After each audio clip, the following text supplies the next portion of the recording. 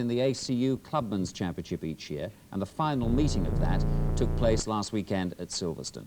David Icke went there. He went talent spotting.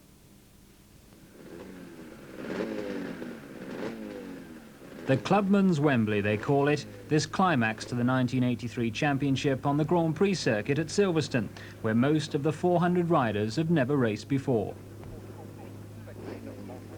These are the shoestring sportsmen in their world of beg, borrow, scrimp and save, a world where money doesn't just talk, it yells its head off. For those of ambition, it's everything, and it, as much as ability, will decide the future. When the money stops, so do they, and it stops, quite often. For most, it will ever be so. For some, maybe, it could be different. At least that's the idea, to encourage young British talent, which might eventually break the foreign domination of Grand Prix racing. But not everyone came to Silverstone to claim succession to Roberts and Spencer. No, Clubmen's always been, always will be, a curious mixture of those in search of fame and others in search of fun. And it's a fantastic thing. There's all these blokes here. We're all in the same thing for the same reason, because we love it. If you didn't love it, you wouldn't do it, because there's so much hard work and endeavour goes into it. I always say that it takes probably 24 hours of preparation and endeavour to get on the track for 20 minutes, and it's probably true. When you consider the fact that it's not like bowls or cricket, where you have your Sunday lunch at home and then you get up and pick a bag up and you go and have your game. If you're going to go to a meeting on the same day, it's a 5:30 start, and then you're on the go then till perhaps 9 or 10 o'clock at night on the same day. And every evening is the same. You're working on bikes. It's very time-consuming. You don't have time. I know I've got 10 children, but that's in between times. John, how important is it to win this championship? It's very important because it's the only championship for clubman level to get any attention off attracting sponsors. So it's important to win. It's one step more in your career. Barry Sheen began in club meetings, and 15 years on, his name still dominates the British sport. But even world champions grow old, and the race is on to replace him. Steve Patrickson, an 18-year-old from Yorkshire, is one many feel could go on to beat the best in the world. He's one of 4 riders chasing the title Clubmen's Champion of Champions, and he's an outstanding prospect in the 125 class. His father is a former 750 rider who's guided and financed his career so far, a career that's seen him win the Junior British 50cc Championship at 15, become the youngest national British champion at 16, and now at 18 he's the Marlboro 125 Clubmen's Champion on his MBA.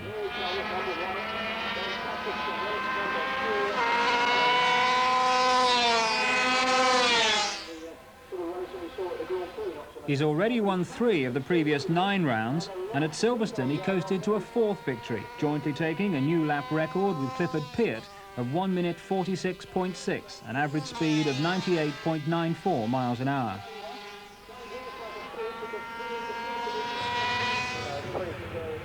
But obvious as his talent may be, he now needs much more money to progress further. Without that, potential or not, he's stuck. Well, I won't be able to do what I want to do. I'll just have to sit and do club meetings all my life, which I don't really want to do. I want to progress. I want to get as good as I can, and to do that I need the money and the machines. How much money do you need then to go on into Grand Prix? Talking about 20,000-30,000 to do a really good crack at it. You could do it cheaper, but to have a really good go at it and really good machinery, we'd have to have that sort of money. And what are the chances of you getting that? At the moment, not very much.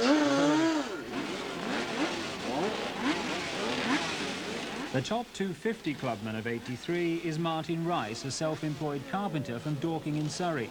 He's blown the rest away with an incredible run of 7 wins in 9 races, but surely he couldn't make it 8 after this disaster. Rice, number 1, couldn't fire the engine, and when he did get away, the leaders were well clear.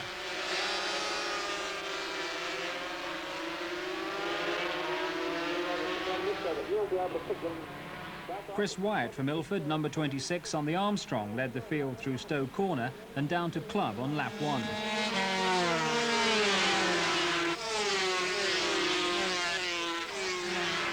At Abbey Curve, Wyatt had stretched his lead. But Rice was recovering. He's in the centre of the chasing pack in 11th place.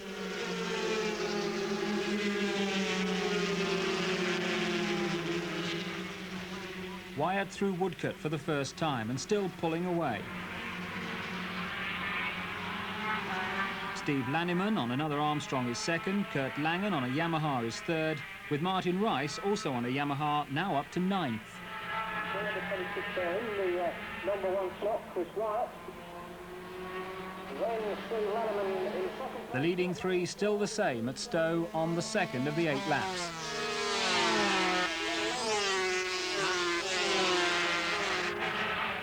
But as Wyatt drifts around Abbey on the way to complete lap 2, Rice is up to 6th and still gaining.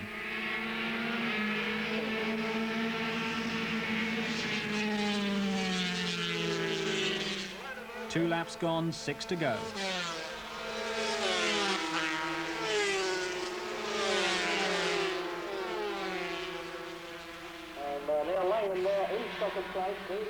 It's a fine ride so far for Wyatt, who's yet to win a race in the series this season. Indeed, his best is 2 6th places. But behind him, Martin Rice continues his terrific charge. On the way to complete lap 3, the pack are beginning to close, and Rice, one of the last away in a field of 33, is now 5th.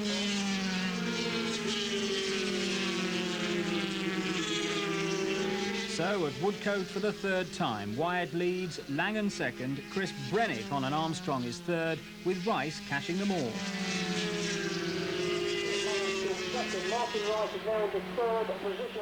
By lap 4, he's third.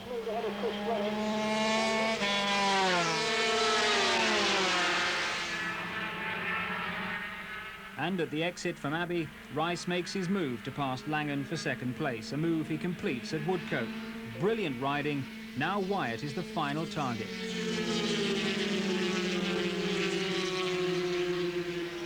At the British Grand Prix at Silverstone this year, the riders insisted that straw bales replaced what they considered dangerous catch fencing. The same system applied here, and the wisdom of it was clear when John Davies from Liverpool escaped unhurt from this spill.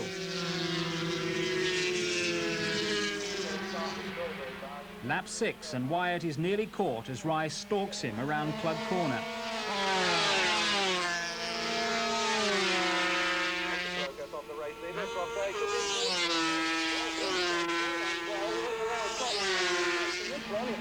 At Abbey, he's into Wyatt's slipstream and preparing to pass.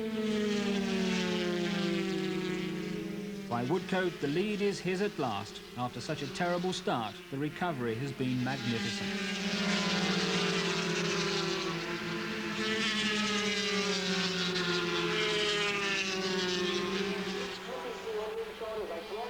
It's the ride of the day, and this, along with his 7 wins this season, makes him favourite to be Clubman's champion of champions, and with it take the prize of a 1984 250 Yamaha.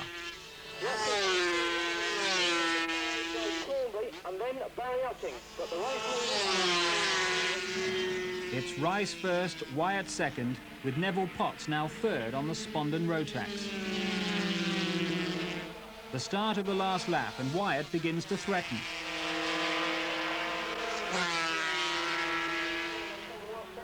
But by Stowe, Rice is away again, and Potts is through for second.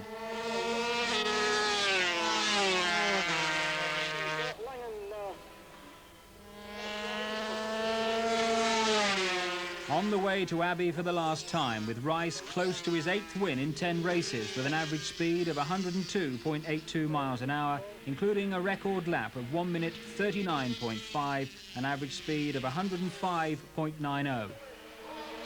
Neville Potts is second and Chris Wyatt third. So yet more proof that Martin Rice is by far the best 250 rider of the Clubman's Championship, with congratulations there from Kurt Langen. But where does Rice go from here?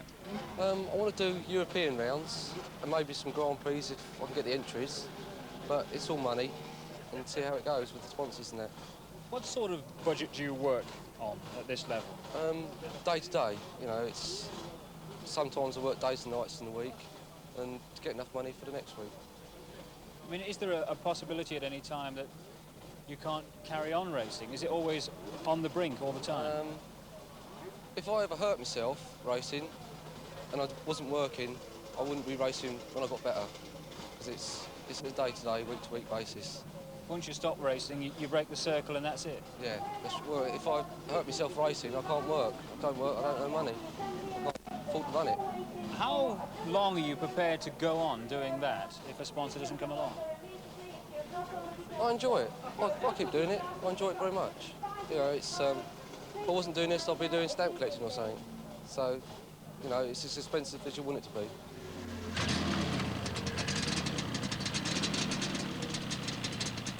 The kick-start of the production Yamaha of Rob Orme, leader in the 250 production series with 4 wins so far.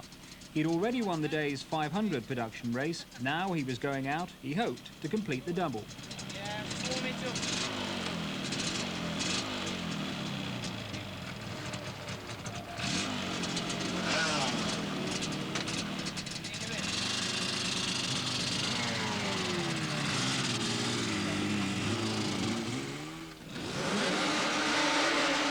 Orme, number 1, is away from pole position.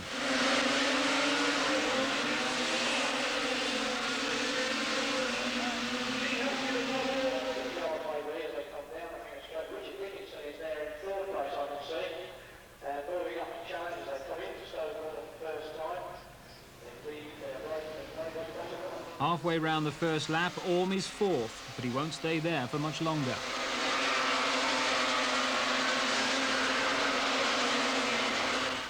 He's soon pulling out a tremendous lead, which will win him the race with surprising ease and clinch the Clubman's 250 production title.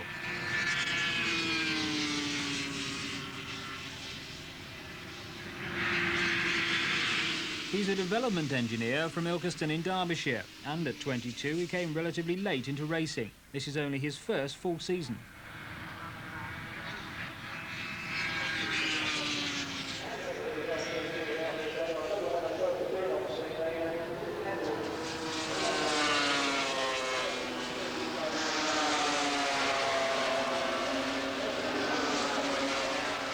So, Orme, the very comfortable winner from Andy Muggleton and Gordon Allott.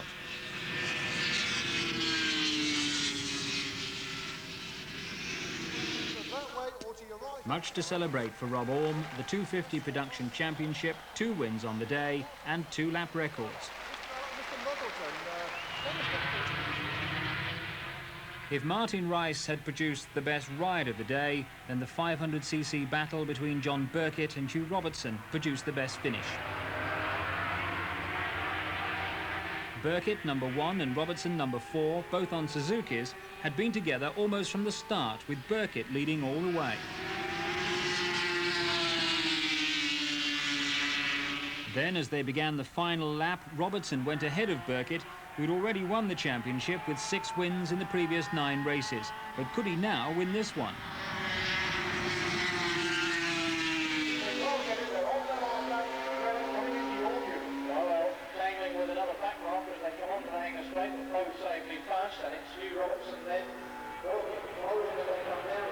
Robertson was still leading at Stowe and down through Club.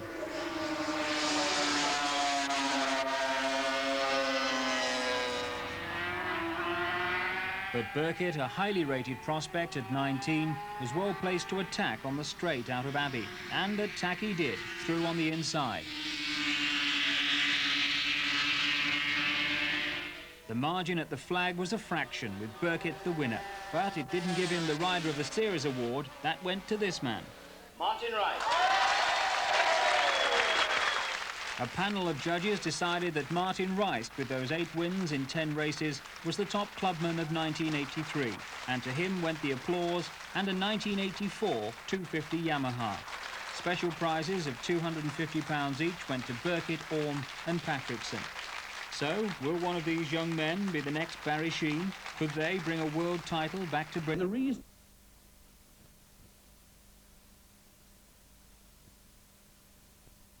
of course, Horace Cutler, as leader of the JLC, the Conservative...